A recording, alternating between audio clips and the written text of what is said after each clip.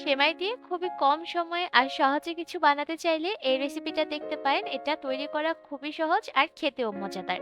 এই রেসিপিটা তৈরি করার জন্য আমাদের প্রয়োজন পড়বে লাল সেমাই। আমি এখানে ১ কাপ পরিমাপে সেমাই ব্যবহার করেছি। সেমাইগুলোকে একটু ভালোভাবে গুঁড়া করে নিতে হবে। সেই সাথে নিয়েছি ১/২ কাপ পরিমাপে আধা ভাঙা করে রাখা চীনা বাদাম। এবার চুলায় একটা প্যান বসিয়ে দিয়ে এর মধ্যে দিয়েছি ১ টেবিল চামচ ঘি।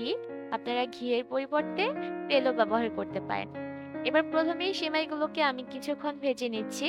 আর চুলার আঁচটাকে এই পর্যায়ে কমিয়ে রেখে সেমাইগুলোকে ভাজবেন যাতে সেমাইগুলো পুড়ে না যায়। সেমাইগুলো যখন ভাজা হয়ে যাবে আর এর থেকে একটা স্মেল বের হবে তখন এর মধ্যে দিয়ে দিচ্ছি আমি চীনাবাদামের গুঁড়া। সেই সাথে দিয়েছি 1/3 কাপ চিনি আর ১ চিমটি লবণ।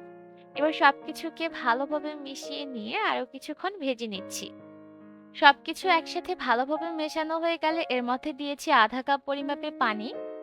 এবার এই সেমাইটাকে ততক্ষণ রান্না করব যতক্ষণ না পর্যন্ত সেমাই ভালোভাবে সিদ্ধ হয়ে আসে আর মিশ্রণটাও আঠালো হয়ে আসে। আর সম্পূর্ণ রান্নাটার ক্ষেত্রে চুলার আঁচ একদম কমিয়ে রাখতে হবে। এর মধ্যে কিন্তু সেমাই ভালোভাবে সিদ্ধ হয়ে এসেছে আর মিশ্রণটাও আঠালো হয়ে এসেছে। এ পর্যায়ে আমি এর মধ্যে দিয়েছি ১ টেবিল চামচ গুঁড়া দুধ। গুঁড়া দুধ দেওয়া হয়ে গেলে সবকিছুকে ভালোভাবে আরো ২-১ মিনিট ভেজে নিয়ে এবার এই মিশ্রণটাকে চুলা থেকে নামিয়ে ঠান্ডা করে নিতে হবে।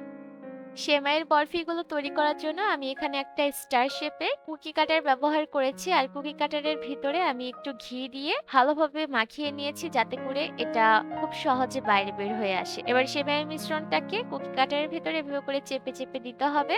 তারপর সমান করে দেওয়া হয়ে গেলে এভাবে করে হাত দিয়ে একটু প্রেস করে তারপর বের করে নিতে হবে। একইভাবে করে আমি সম্পূর্ণ মিশ্রণটা দিয়েই এভাবে করে শেপ দিয়ে নিব। আর দেখতেই পাচ্ছেন সেমাইয়ের মিশ্রণটাকে কুকি কাটার দিয়ে শেপ দেওয়ার পরে এটা দেখতে কতটা লোভনীয় মনে হচ্ছে। এটা দেখতে যতটা আকর্ষণীয় হয়েছে খেতেও কিন্তু ততটাই মজাদার। আশা করছি সিম্পল এই সেমাই রেসিপি আপনাদের কাছে ভালো লেগেছে। বিদায় নিচ্ছি। আল্লাহ হাফেজ।